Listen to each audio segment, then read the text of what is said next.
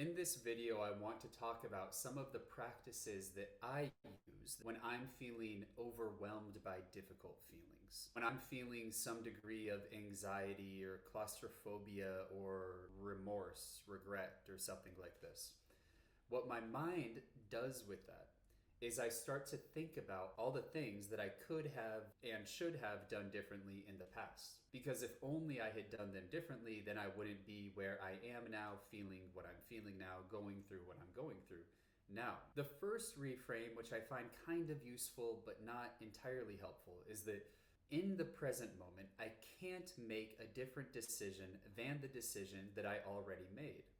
There's literally no changing it. And maybe it was always going to be this way. Maybe I was always going to make the decision that I was going to make and end up here. And if that's the case, then the best I can do is work well with where I am, with the feelings that are here now. So that opens up an avenue for me to be more open to accepting of the feelings that I'm experiencing, which is the first step in working with them. But the other thing that I do here is pretending. I could have made a million different choices. I could have done a million different things. Maybe I would have. Maybe in a different alternate reality, I did do things entirely different. But what if, no matter what series of choices and decisions I made, no matter where my life brought me, it would ultimately, no matter what, have resulted in me feeling the difficult feelings that I am having right here and right now?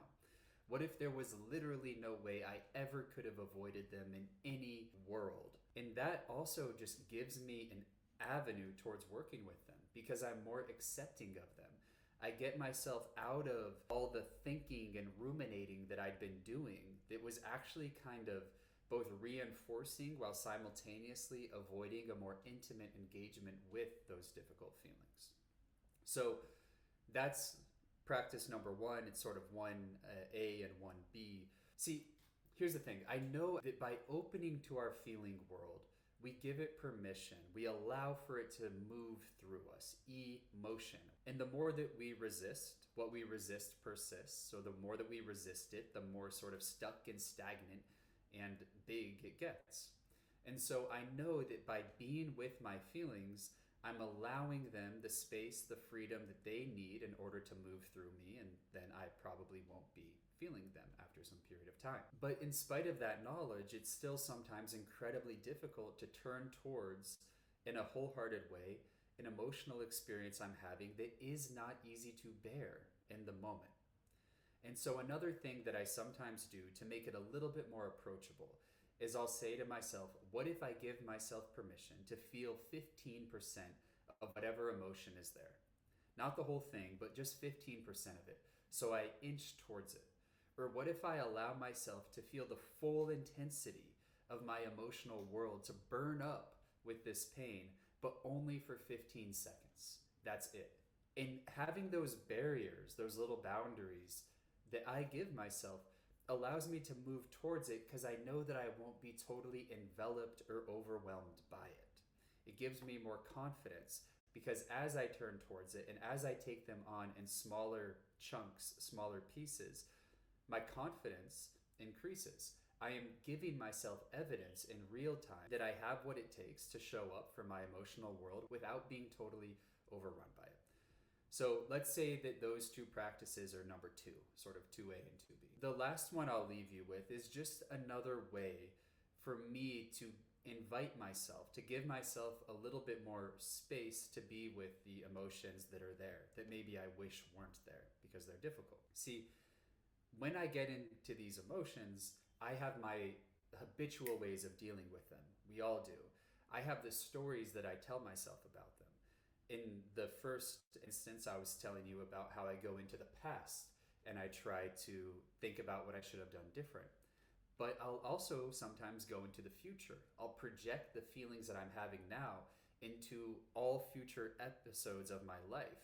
And I'll color the future with this negative tint, this negative lens that makes me feel even worse in the moment because now I have to feel it for the rest of time.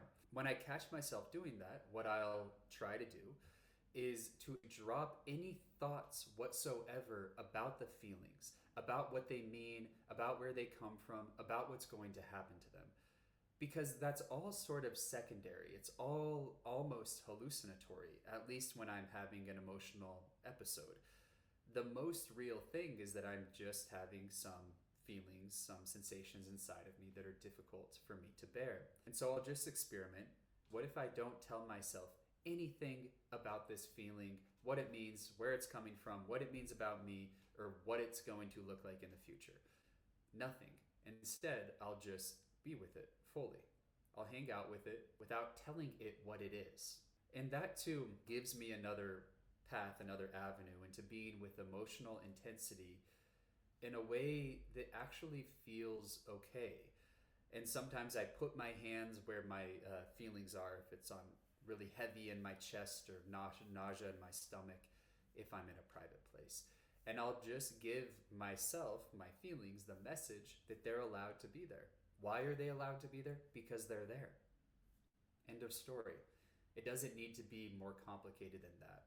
And that allowing for something that's already there, it breaks through any resistance, any duality that's sort of generating an ongoing struggle between me and my feelings, gives me a path towards being with my feelings, then allows them to move through me as they do. So those are some practices that I do, some things that I try, and I'd love to hear about certain practices that you might have, that you might employ when you're feeling overwhelmed by feelings that you do not enjoy having. Thank you as always for taking the time to watch, and like and subscribe for future content like this. I look forward to seeing you in the